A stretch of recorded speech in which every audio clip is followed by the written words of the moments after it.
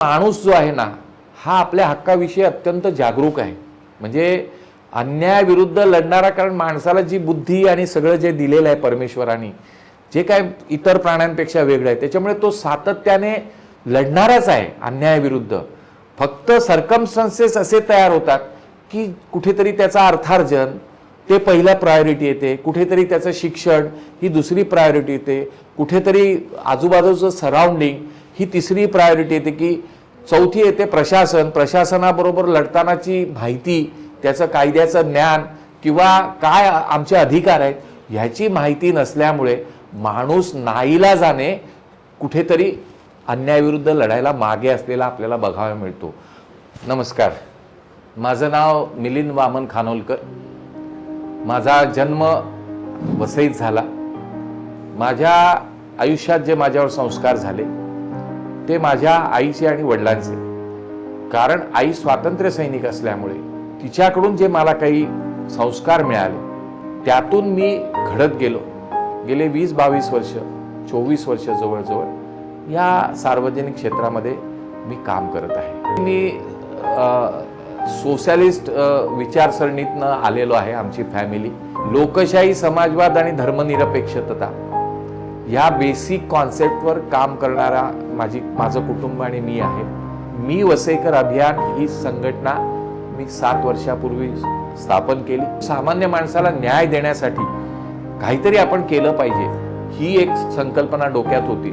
त्यामुळे वैयक्तिकरित्या होणारा अन्याय तर त्यातून त्याला न्याय मिळवून देऊ ह्यासाठी मी वसईकर अभियान प्रॅक्टिकली संघर्ष करून, आंदोलन करून न्याय कसा मिळेल हा प्रयत्न करतो. संघर्ष करून जेव्हा कोणाला तरी न्याय मिळवून देतात त्यावेळेला निश्चितपणे त्याच्या जनजागरणातून त्याचे व्हिडिओ असोत किंवा प्रत्यक्ष आम्ही लोकांना एकत्रित करून एखादा संघर्ष करतो.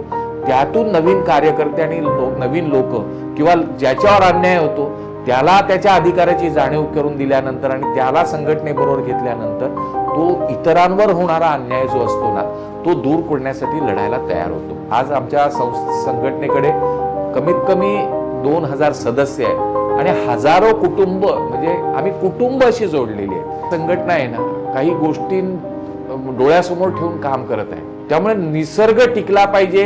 म्हणजे वसईला अनेक वारसे आहेत. संस्कृतीचा वारसा आहे, ऐतिहासिक वारसा आहे, निसर्गाचा वारसा आहे. हे सगळं टिकलं पाहिजे ह्यासाठी आमची सर्वात मोठी प्रायोरिटी आहे. सराउंडिंग चांगलं असेल तर माणूस सशक्त होईल, विचार करायला लागेल, त्याला आनंद असेल त्याच्या जीवनात आणि नंतर तो संघर्षाला तयार होईल.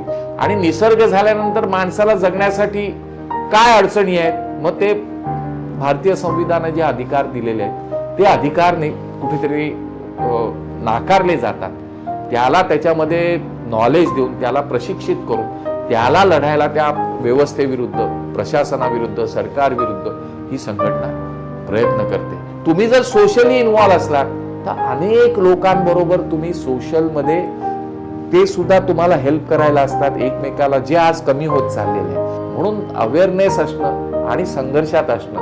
म्हणजे अनेकदा आम्हाला असं येतं की ह्या संघटनेचा माणूस जर एखाद्या गव्हर्नमेंट ऑफिसमध्ये गेला किंवा इथून आलाय असं समजलं ना तर त्याला मिळणारी वागणूक ही 100% रिव्हर्स असते.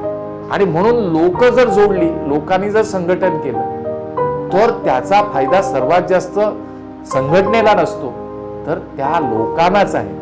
हे ज्या दिवशी लोक समजतील त्या दिवशी स्वतंत्र ही संघटना आणि अशा अनेक संघटना मोठ्या होतील आणि त्यातून समाजाचा आणि प्रत्येकाचा इंडिव्हिज्युअल सुद्धा भलं होईल.